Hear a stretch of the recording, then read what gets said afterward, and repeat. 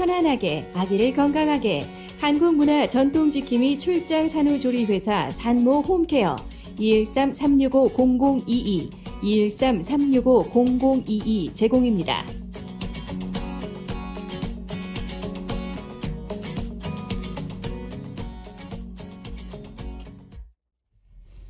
안녕하세요. 홍영옥의 인문학 이야기 시간입니다. 오늘은 텍사스 달라스에서 유명하신 박인혜 시인님 모시고 인터뷰 시작하겠습니다.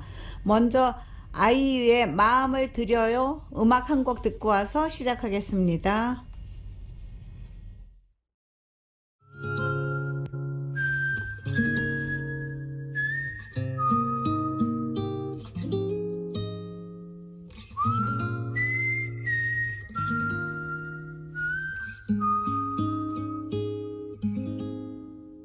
당신에게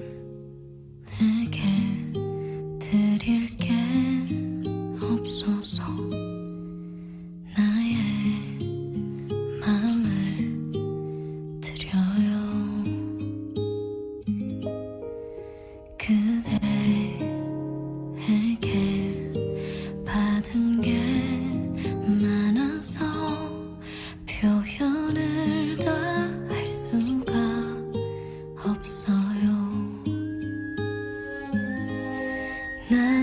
나지막한 인사에 수많은 내 마음 고이 담아 그대에게로 건네면 내 마음 조금 알까요?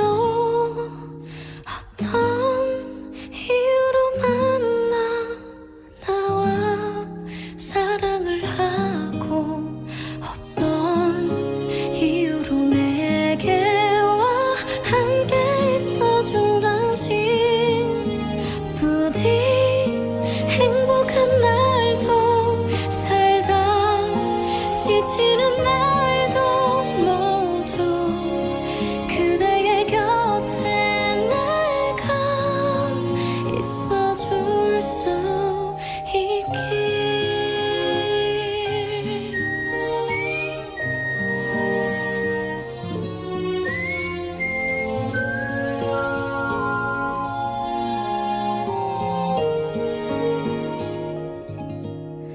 어떤 소식보다 더 애타게 기다려지는 그대 엇갈리지 않게 여기 기다릴게요.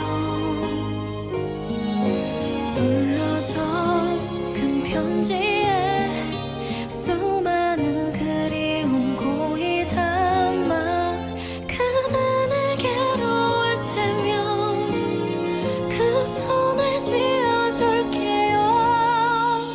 어떤 이유로 만나 나와 사랑을 하고 어떤 이유로 내게와 함께 있어준 당신 부디 행복한 날도 살다 지치는 날도 모두 그대의 곁에 내가 있어줄 수 있길.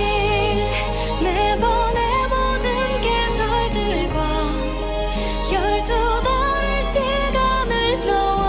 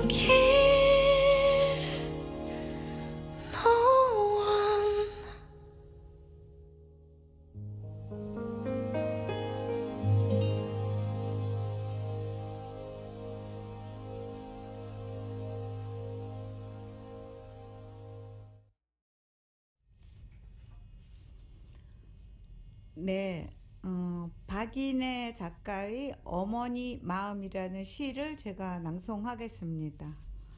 어머니 마음, 박인혜. 밥솥 뚜껑을 열면 흰머리 날리며 김처럼 피어오르는 어머니 모습 아직도 곱다. 이른 아침 갓 지은 밥 위에 주걱으로 십자가를 그리며 자식의 하루를 기도하셨던 어머니. 기도 밥 먹고 자란 딸이 자식 위에 밥을 푼다.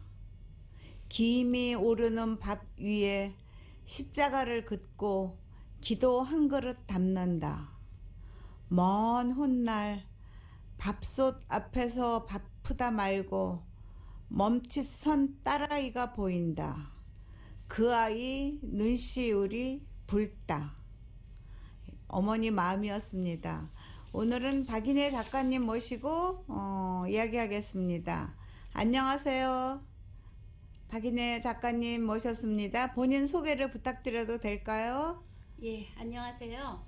저는 텍사스에서 온 박인혜입니다.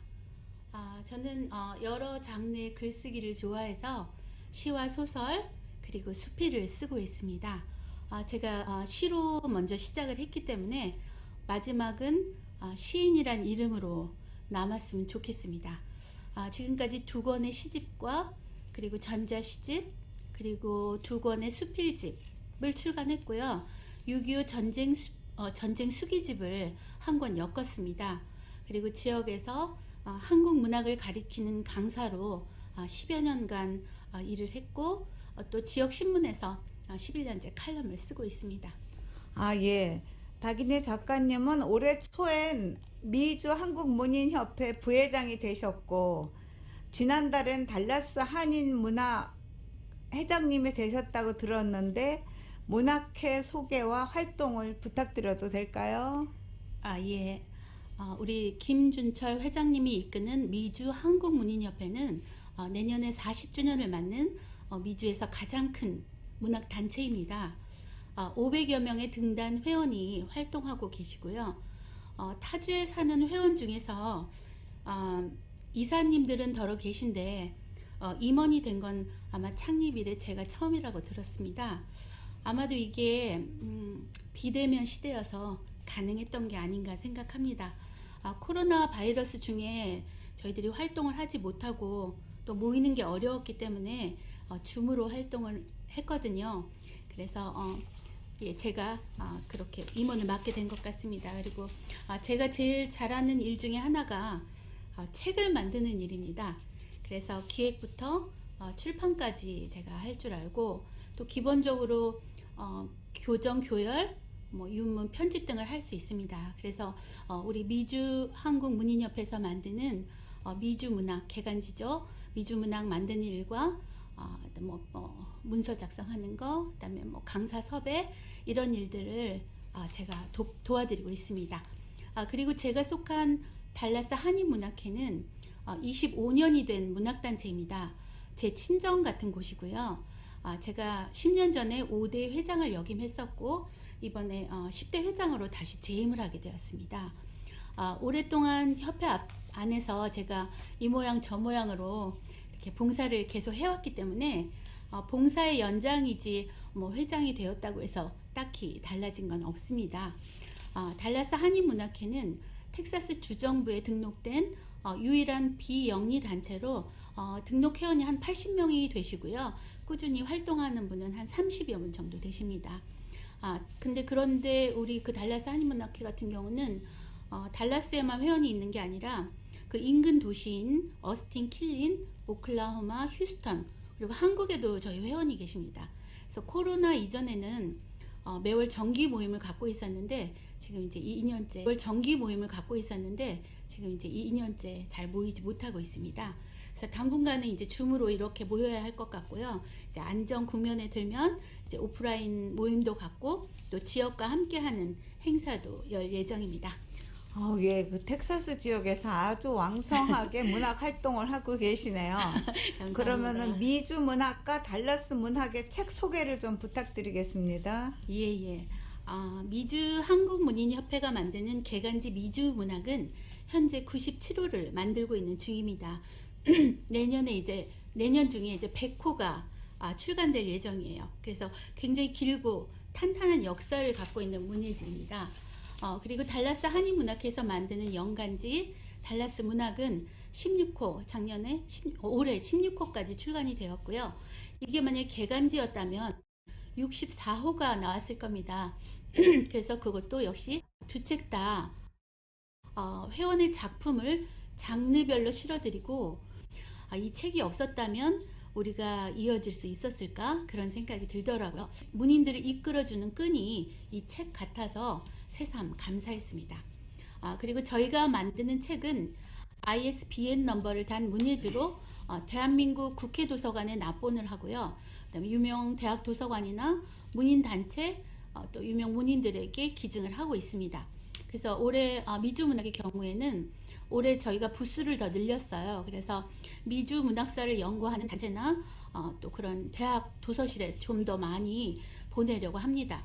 그리고 미주 문인의 작품 그 한 편 한 편이 미주 문학사의 획을 이어가는 소중한 글들이어서 저희가 더 잘 알리려고 노력하는 중입니다. 책은 저희 협회로 문의하시면 구할 수 있고요. 또 유명 서점, 한국의 유명 서점, 인터넷 서점에서도 사실 수 있습니다. 예, 그러면 달라스에 사시는 지는 얼마나 되셨고 언제 작가가 되셨는지요? 예, 제가 달라스 산 게 아마 거의 한 30년쯤 되지 않았나 싶어요. 텍사스에 사는 게 휴스턴에 좀 살았고 달라스에 살고 그래서 예. 총 텍사스에 사는 게 한 30여 년 되는 것 같고요. 그러면 한국에서 미국은 언제 오셨어요? 저도 기억이 안 나요. 거의 30년 된 것 같아요. 아. 연도는 기억이 잘 안 나고. 아니 그러니까 30년? 한국에서 미국으로 오면서 막바로 텍사스 지역으로 그렇죠. 자리를 잡으신 거네요? 그렇죠. 예, 그렇습니다. 예. 그럼 언제 작가가 되셨는지 어떻게 작가가 되시려고 마음을 먹었었는지 그걸 동기 같은 거 좀 얘기해 주시겠어요? 예. 보통 우리가 작가가 된 시점을 보통 일반 기준으로 보면 왜 등단을 한 시점으로 예. 기준을 삼잖아요.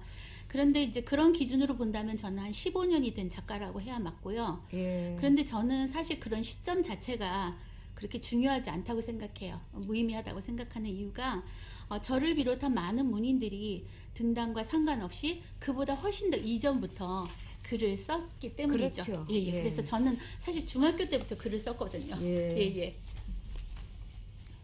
문학을 늦게 시작한 걸로 아는데 15년쯤 된 거 같다 그랬는데 그렇게 그동안 시집 여러 가지 책을 내셨잖아요. 그러니까 네네. 굉장히 15년이면 그동안 아주 열심히 작품 활동을 하신 것 같아요. 예. 어떤 시기에 주로 이제 시집을 내고 또 다른 책도 내고 그런 여지껏 책을 냈던 얘기 좀 해주세요. 네네.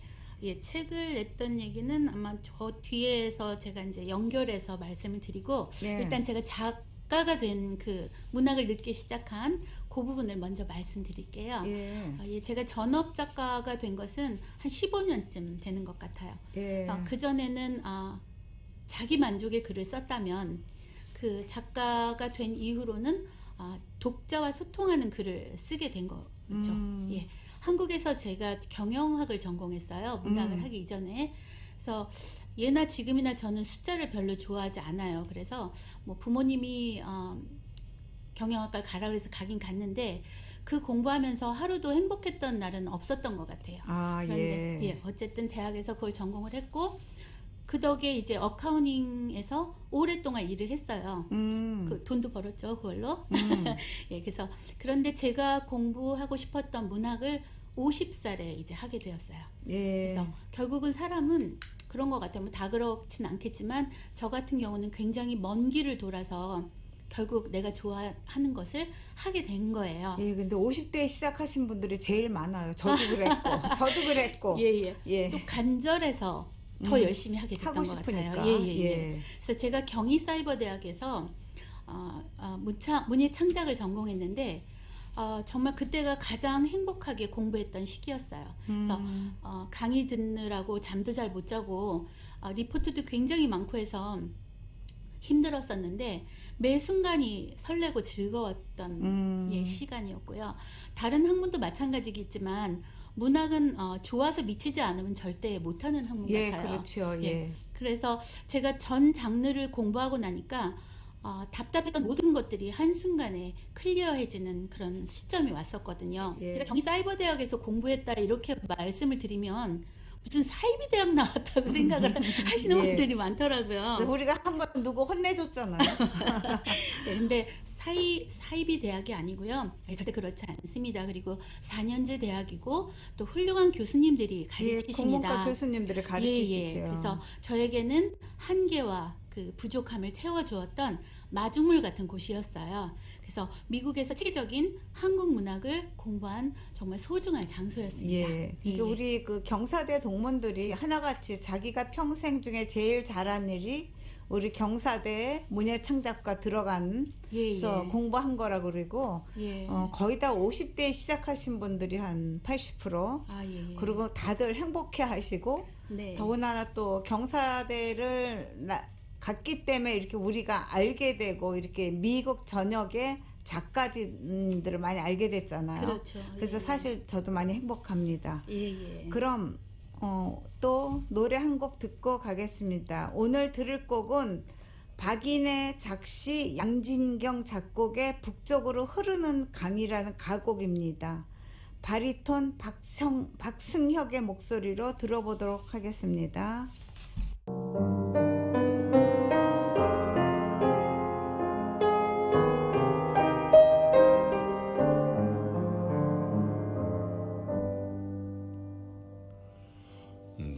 눈자위가 붉어져도 눈물이 마른 것을 삶의 길목마다 뿌린 하니 내를 이루었기 때문이라.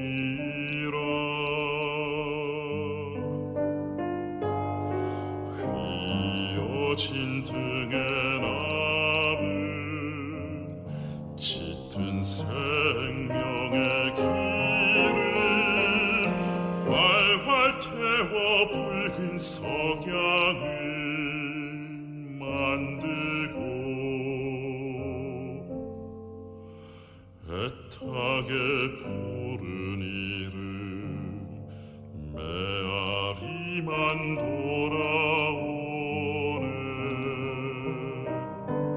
내 고향 해주 땅 소양산이여 꽁꽁한 논두렁에서 지치던 낡은 나무썰매 같이 웃던 내 동기가 어디 살아있을까. 어머니 침 아픔이 사무치게 그리워.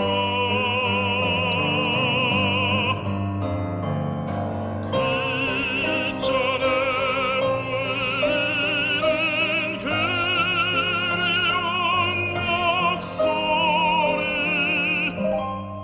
오늘 밤도 나를 오라 간절히 부르시네.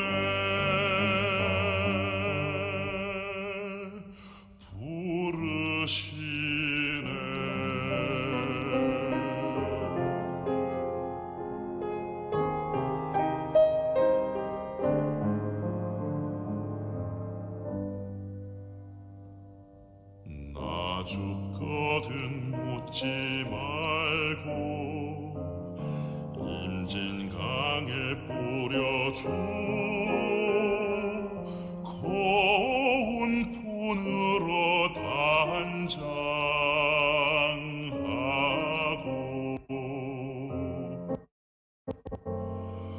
꿈속에 그려보던 고향 산천 밟아보리 강을 거꾸로 거슬러 올라 그리운 부모 형제 혼백이라도 만나면 목 놓아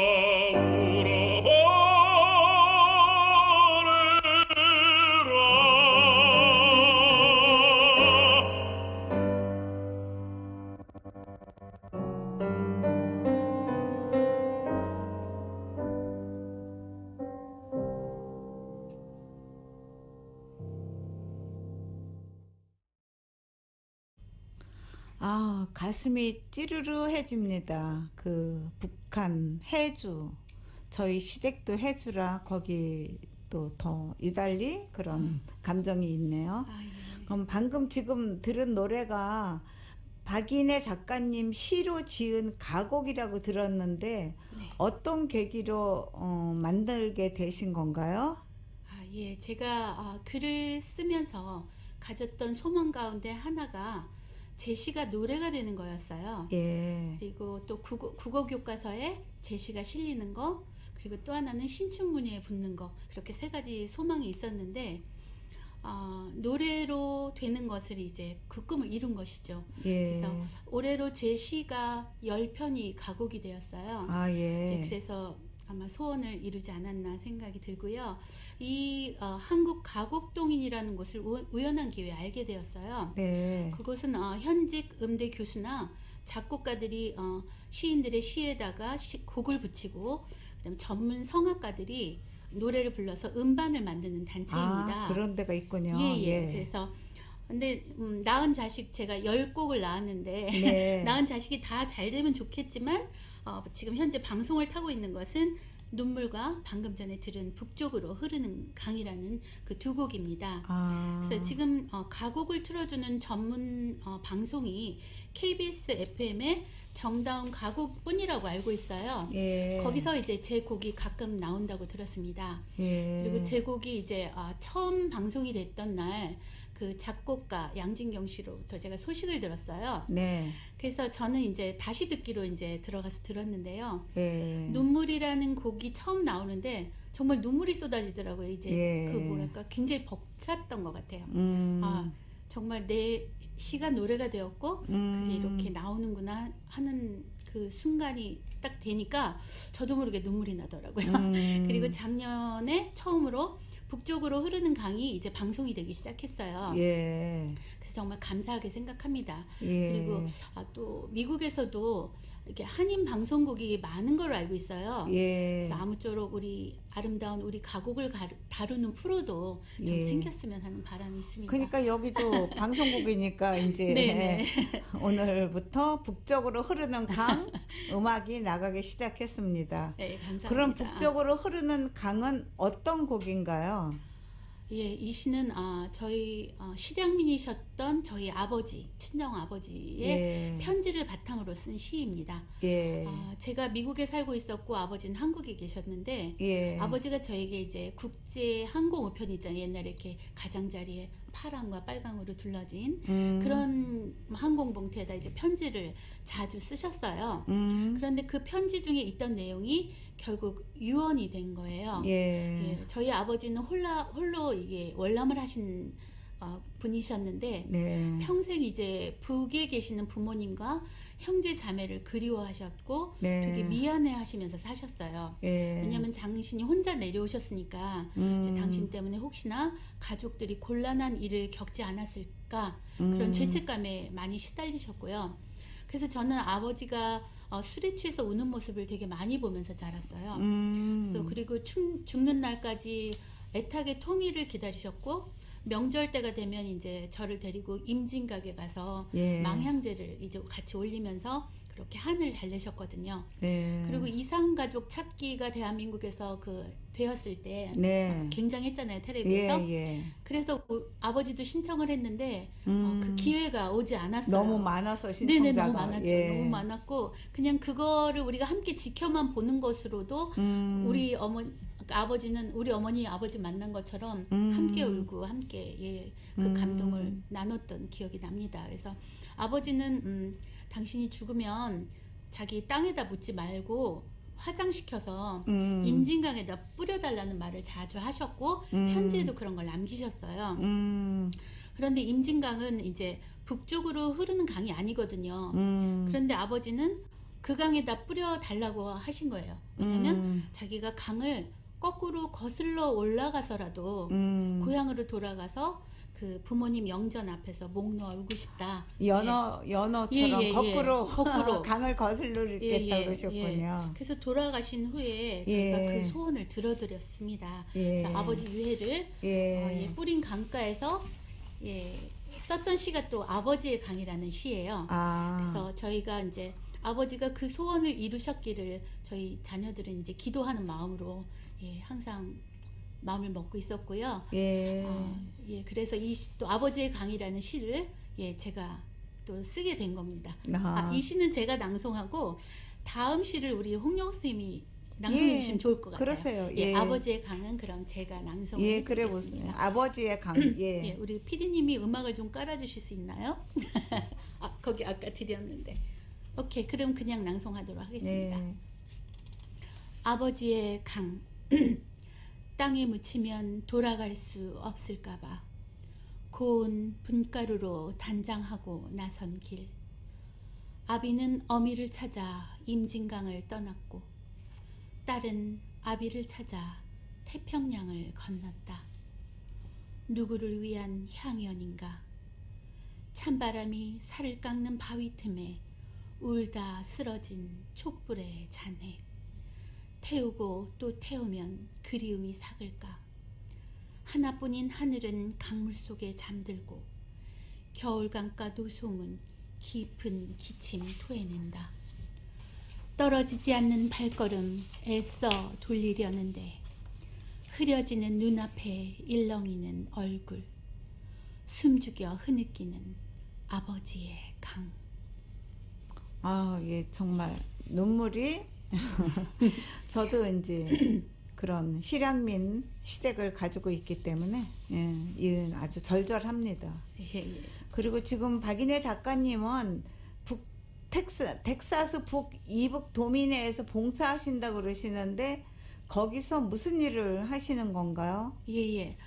제가 북텍사스 이북 도민에서 이제 봉사를 하고 있는데요. 이제 사무총장으로 이제 봉사를 하고 있습니다. 그래서 그곳은 실향민 1세대와 그다음에 가족 3대까지가 이제 회원인데요.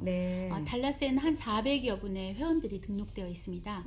그리고 이사분들 20여 분이 이제 후원금을 내셔서 매달 그 어르신들과 그곳에 오는 그 회원들에게 식사 대접을 무료로 해드리고 있고요. 그다음에 고국 소식을 이제 전해드리죠. 이북 오도민 소식 이런 것들이 전해드리고 저는 매년 그 한국으로 가는 고국 방문단을 선정하고 서류 작업을 도와드리고 있고요. 그리고 한국 본청에서 매년 요청하는 통계 자료나 서류 작업 등 이제 그런 어르신들이 할 수 없는 컴퓨터로 일하는 그런 협회 내 일들을 제가 돕고 있습니다. 거기를 일하게 된 동기가 이제 저희 아버지가 또 실향민이셨고 그래서 저희 아버지 같은 분들이 거기 많이 계셔서 조금이나마 힘이 되어 드리고 싶었습니다.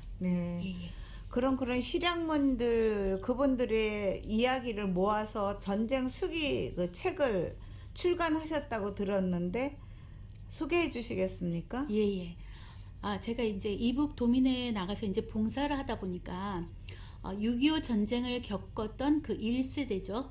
1세대 어르신들의 이야기를 이제 자주 듣게 된 거예요. 이제 식사를 하실 때 그냥 식사만 하시는 게 아니라 막 그 전쟁 때 겪었던 이야기들을 막 굉장히 어제 생겼던 그 일처럼 막 신랄하게 얘기를 하세요. 막 정말 침을 튀겨가면서 얘기를 하시는데 어느 날 그 얘기를 듣다가 저분이 돌아가시면 저희 이야기를 우리가 어디서 들을 수 있을까? 그런 생각이 스쳐 지나갔어요. 그래서 이분들의 이야기를 모아서 책을 만들어야겠다 그런 생각을 그때 하게 되었고요.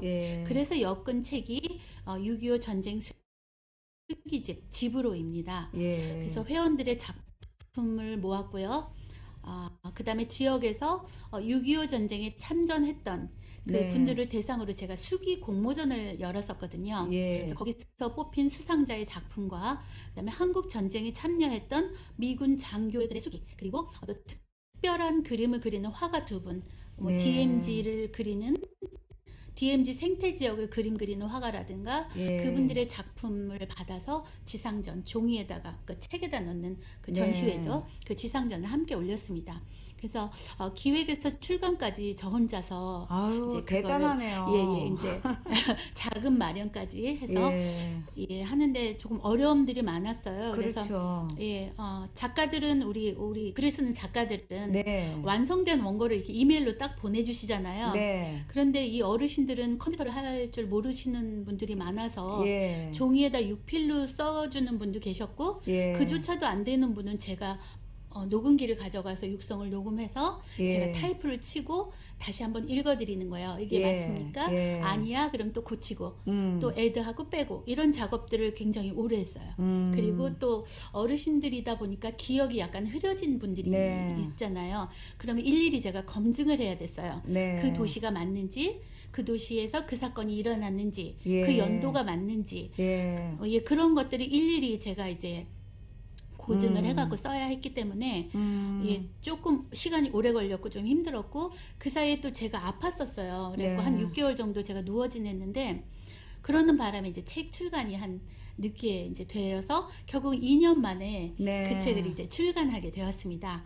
그래서 전체 실향민들의 그 소망은 결국 통일이 되어서 그 고향으로 돌아가는 게 아닐까 하는 마음에 그 책 제목을 집으로라고 제가 붙였고요. 예. 그 책을 팔은 모든 수익금은 이북 오도민에 제가 기증을 했습니다. 예. 예, 그리고 이번 코로나 기간 동안에 그 어르신들이 3분이나 돌아가셨어요. 네. 물론 코로나가 걸려서 돌아가신 건 아니지만 네. 이렇게 우리 아버지처럼 그 꿈에도 그리던 고향에 돌아가지 못하고 네. 돌아가시는 분들이 이제 한 분 한 분 생길 때마다 네. 굉장히 가슴이 아픕니다. 그래서 네. 통일은 우리가 알다시피 여전히 요원하고 또 전쟁을 겪었던 생존자는 이제 한 분 한 분 돌아가시고 있죠. 네. 그래서 그분들이 고향이라도 방문하고 남은 가족들이라도 만날 수 있었으면 좋겠다는 간절한 바람을 갖고 그건 있습니다. 우리 민족의 예, 영원한 예. 바람이죠. 네네네. 그렇죠? 예. 그러면은 박인혜 작가님이 지은 시를 한 편 들어볼 수 있을까요? 예. 예. 그러면 제가 한 편 읽어드리겠습니다. 그 시를 읽기 전에 제가 그 시를 잠깐 소개해 드릴게요. 네. 강원도 인제에 가면 네. 한국 시집박물관이라는 곳이 있거든요. 예.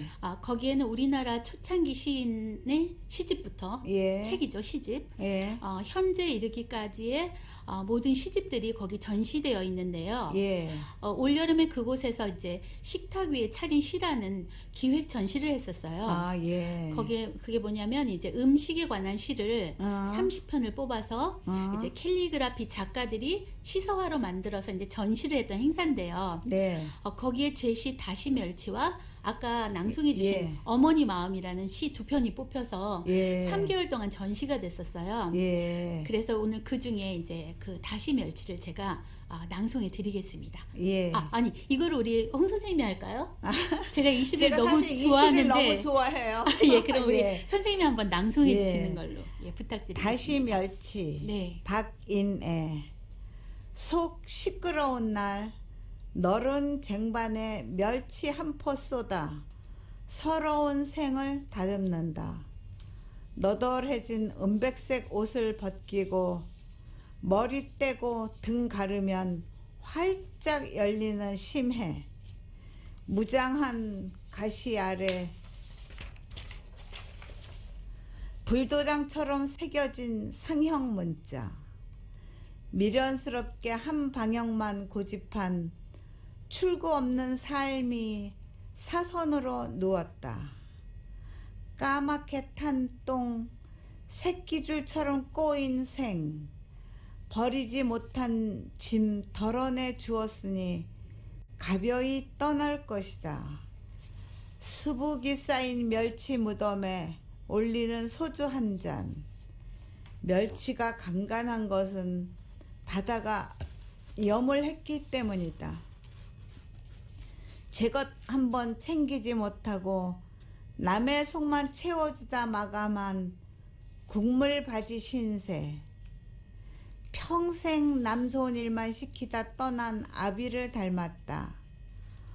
허옇게 열린 눈이 그날처럼 서럽다. 아유, 정말 다시멸치를 어쩜 이렇게 표현을 잘하셨는지.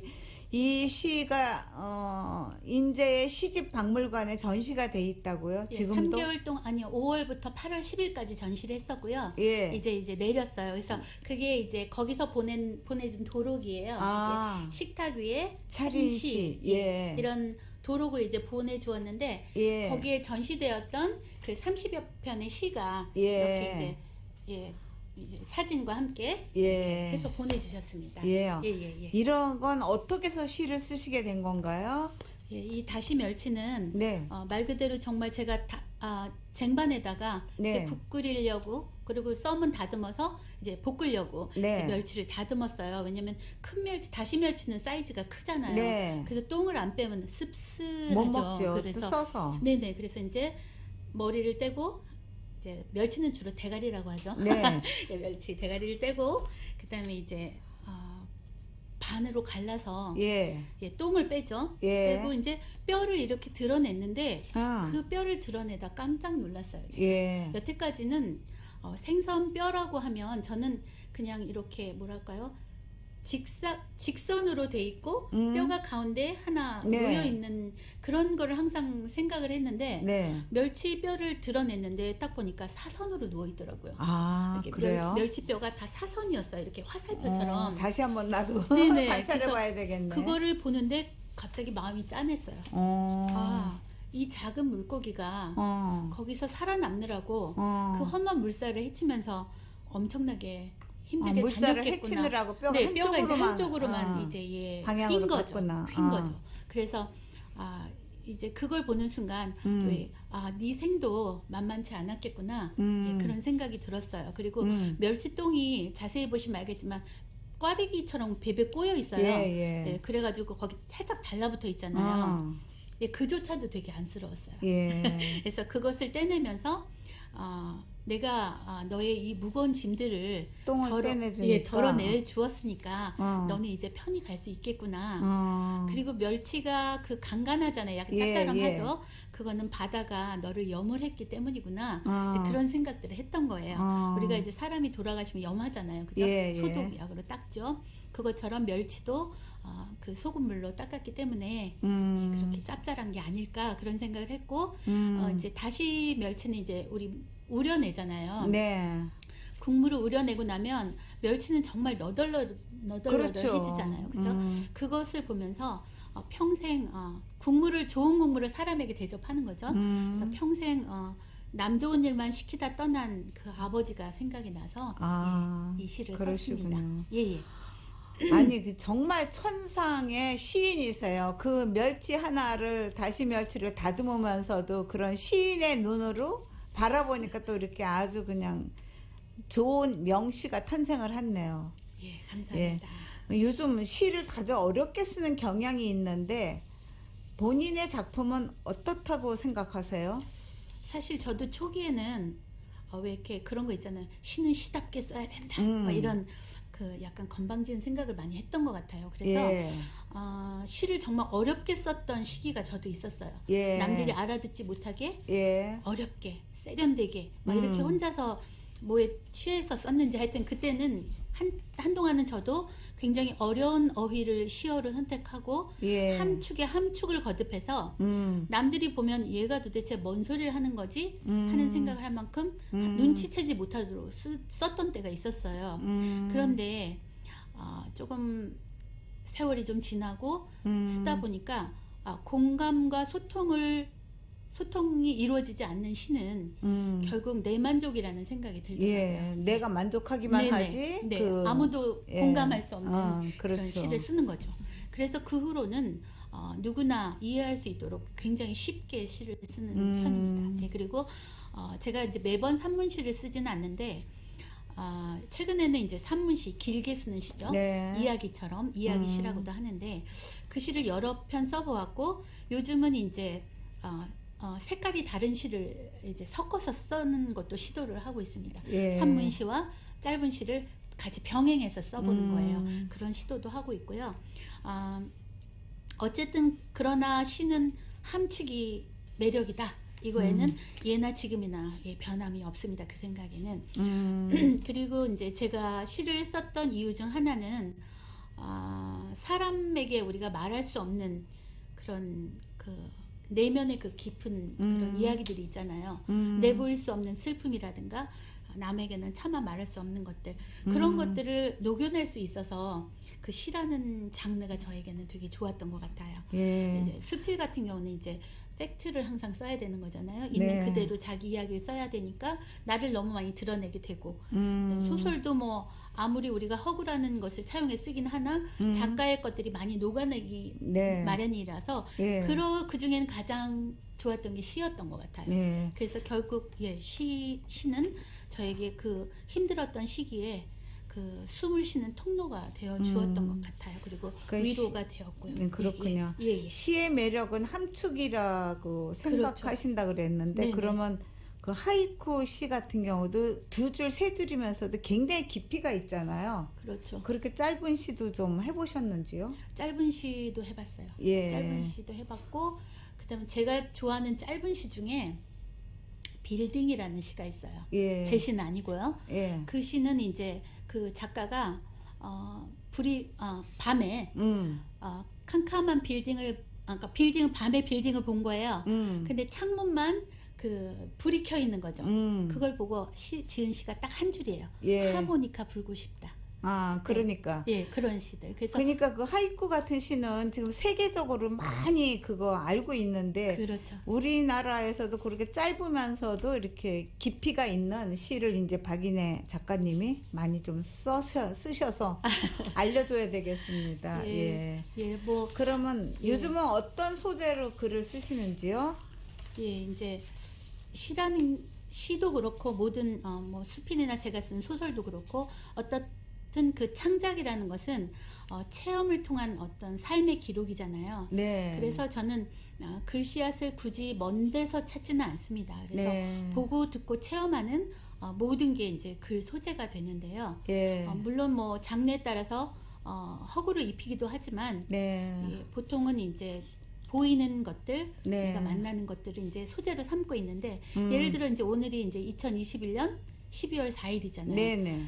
그러면 제가 LA에서 저는 텍사스에 사는데 지금 LA에 와 있죠. 네. 그래서 LA에서 만난 늦가을 네. 풍경, 사람, 사물, 꽃, 또 오래전 추억, 또 삶과 죽음, 뭐 절망과 희망, 또 자기 성찰 이런 것들이 글 소재가 되는 거죠. 근데 예. 이제 이런 글 소재가 될 때 제일 먼저 하고 싶은 거는 시인가요? 아니면 수필인가요? 소설을 써봐야 되겠다든가 그거 아니고 시가 전문으로 시를 쓰고 싶은 그런 예. 게 더 많으신 거지요? 그게 이제 소재에 따라 다른 것 같아요. 예. 예를 들어 제가 여기 오기 전에 저희 텍사스에 있을 때 네. 비가 왔어요. 예. 비가 왔는데 비가 오니까 지렁이들이 밖으로 막 나왔더라고요. 네, 맞아요. 꼬물꼬물 막 기어다니는데 그래서 제가 이렇게 줄을 거서 달리기를 시켰거든요. 그런 걸 보면 지렁이를 보면서 시를 쓰진 않아요. 동시를 쓰죠. 그리고 이제 어떤 소재냐에 따라서 좀 웃기게 말하면 패가 예. 갈려요. 예. 이거를 수필로 쓸 건지 시로 쓸 건지 소설의 소재가 될 건지가 소재에 따라서 그다음에 상황에 따라서 쓰고 싶은 장르가 갑자기 이렇게 결정이 되더라고요. 저 같은 경우는. 그러면은 소설은 쓰시지 않은 건가요? 아니에요. 제가 소설로도 등단을 했습니다. 그래서 예. 단편? 중편으로 등단을 중편? 했어요. 굉장하시네. 예. 예, 처음에 그게 단편으로 썼던 건데 중편으로 늘렸어요. 왜냐면 단편으로 하기에는 너무 하고 싶은 말이 많았어요. 오히려 단편으로 썼을 때는 깔끔한 맛은 있었어요. 네. 그런데 중편으로 늘리면서 이제 좀 더 디테일해졌고 좀 더 많은 이야기를 하게 되었죠. 그래서 제가 그 소설로 등단을 했었습니다. 네. 예. 미주에서?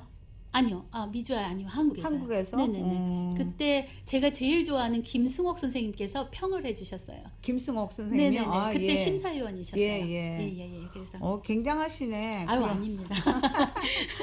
그럼 수필집도 저번에 네네. 내가 보니까 말은 그건 시집입니다.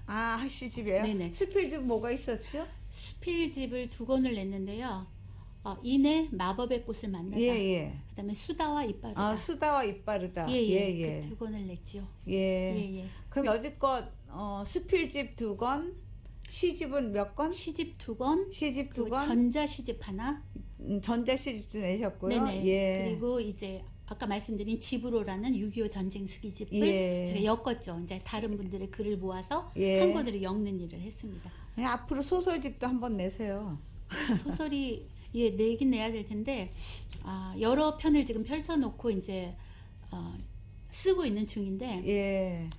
제가 좀 아직 많이 부족한 것 같아요. 소설을 엮기에는 조금 부족하지 않은가 하는 마음이 들어서. 근데 하는 일이 너무 많잖아. 미주 문인협회 편집일, 네. 달라스 문학회 하는 일이 너무 많으니까. 네네. 그러니까 주로 어느 때 글을 쓰세요? 저는 새벽에 주로 써요. 왜냐면 이렇게 날이 밝고 해가 많이 있으면 예. 제가 집중을 잘 못하더라고요. 그래서 낮에는 주로 읽는 일을 하고요. 예. 책을 예. 읽거나 예. 자료 수집, 뭐 인터뷰 아니면 설치, 그러니까 네이버나 이런 구글을 통해서 제가 쓰려고 하는 글에 이제 그런 소재들을 이제 설치를 해서 이제 좀 정보를 많이 가지고 있어야 하니까요. 제가 요즘 쓰는 글들이 이제 신문에 나가는 칼럼이다 보니까 칼럼은 내 이야기도 쓰지만 거기에 정보도 좀 줘야 하기 그렇죠. 때문에 예. 왜냐면 전혀 그 글을 모르는 사람이 읽는다라고 생각하고 제가 그 글을 쓰거든요. 뭐 그냥 이 정도는 알겠지가 아니라 일일이 좀 설명을 하다 보니까 조금 더 디테일한 부분이 필요해서 제가 자료 수집을 많이 하는 편입니다. 그리고 도서실에도 많이 가요. 미국 도서실. 아니 그래서 제가 이렇게 줌으로 집에서 이렇게 공부할 때 보면은 온 집안이 전부 다 도서관 미니 도서관이 아니라 그냥 웬만한 그 도서관보다 책이 더 많으세요. 책 네. 욕심이 많고 그러면은 예. 새벽에 글을 쓰면 어느 땐 내가 여기 LA에서 한밤중에 전화를 하거나 카톡을 해도 계속 예. 깨어 계시거든요. 그럼 언제 자고 언제 새벽에 일어나서 글을 쓰세요? 제가 잠을 내리 몇 시간씩 잔 적은 없어요. 그래서 쪽잠을 자는 것 같아요. 그러니까 이제 뭐 잠깐 피곤하면 낮에 하다가 잠깐 소파에서 잠깐 자거나 뭐 그렇게 자고 어느 날은 또 내쳐서 뭐 10시간씩 잘 때도 있긴 한데 될 수 있으면 잠자는 시간이 솔직히 저는 아까워요. 그래서 될 수 있으면 깨어있는 시간에 많은 것을 하려고 애를 그러니까 씁니다. 엄청난 그 글을 쓰고 엄청난 일을 하고 문학에 관한 일을 하시잖아요. 네네. 더군다나 여기 LA에서도 힘든데 그 멀리 텍사스 달라스에 사시면서 그쪽 문학 일을 예. 지금 세 개를 다 보고 계신 거예요. 그렇죠? 네네, 미국 네. 전역하고. 예. 그러면 코로나 이후에 변화된 책 출간이나 문인들의 작품 활동은 어떻다고 보시는지요? 예, 저희가 코로나라는 정말 재앙이라면 재앙이고 예. 또 기회라면 기회라고 생각해요. 저는 그 기간이 네. 뭐 문인들에게죠. 문인들에게. 네. 예, 코로나 때 이제 집에서 다들 갇혀 살았잖아요. 네. 그러다 보니까 집필들을 많이 하셨던 것 같아요. 네. 가정에서. 왜냐면 딱히 이제 이 코로나가 아닐 때는 문화생활 할 게 되게 많았잖아요. 네. 뭐 밖에 영화를 본다든지 뭐 그렇죠. 공연을 밖에 외출할 본다든지 일이 많았죠. 친구를 예. 만난다든지 예. 뭔가 할 것들이 많았는데 저희가 집에 갇혀 있다 보니까 그때는 또 희한하게 왜 촬영을 못 하니까 배우들 역시도 다 뭐 아무나 나갈 수 없는 그런 상황이어서 좋은 것을 이제 프로그램을 못 만들다 보니까 네. 맨날 그때 그 트로트 뭔가 그 트로신인가 그것만 열심히 했던 것 같아요. 그죠? 그래서 재밌는 방송도 없었고 그러다 보니까 사람들이 책을 많이 읽었고 그다음에 이제 작가들도 집필을 많이 하지 않았나 예. 그런 생각이 들어요. 네. 왜냐하면 저희 달라스 한인문학회도 여러 선생님들이 책을 출간하셨거든요. 네. 그리고 이제 우리 미주 한국문희협회도 그 회장이신 김주철 회장님을 비롯해서 네. 많은 작가분들이 예. 계속 그 출간 소식이 올라오고 있거든요. 예. 아, 이분들이 코로나 기간 동안 아주 칼을 가셨구나라는 생각이 들더라고요. 예. 그리고 이제 제 지인들이 이제 이런 출판 업계에서 많이 일들을 하고 네. 이 책에다 막 또 저는 뭘 써요 이렇게 네. 막 쓰면서 제 생각도 쓰고 해서 책을 좋아하는데 예. 요즘은 이북도 자주 삽니다. 근데 이북을 처음엔 되게 거부했었는데 이북을 써보니까 너무 좋은 거예요. 이렇게 전화기 속에 뭐 몇천 권의 책을 갖고 다닐 수 있는 거죠. 그래서 여기 지금 올 때도 전에 같으면 백팩에다 책을 잔뜩 싣고 와요. 우리 선생님도 항상 여행 갈 때 책 가지고 다니시잖아요. 그죠? 비행기에서 책 한 권 항상 네. 읽으시죠? 저도 이제 항상 책을 짊어지고 다니면서 시간 책을 읽었는데 요즘은 이제 전화기로 그 전자책 이북을 읽습니다. 그래서 근데 저는 그 예. 이북으로 읽으면 네. 그게 잘 기억이 안 나고 그래서 네네. 역시 종이책으로 읽어야 이게 마음에 와 닿고 뭐 예, 그렇더라고요. 예. 아직은 그렇죠. 저는 이북에는 익숙하지 않더라고요. 예.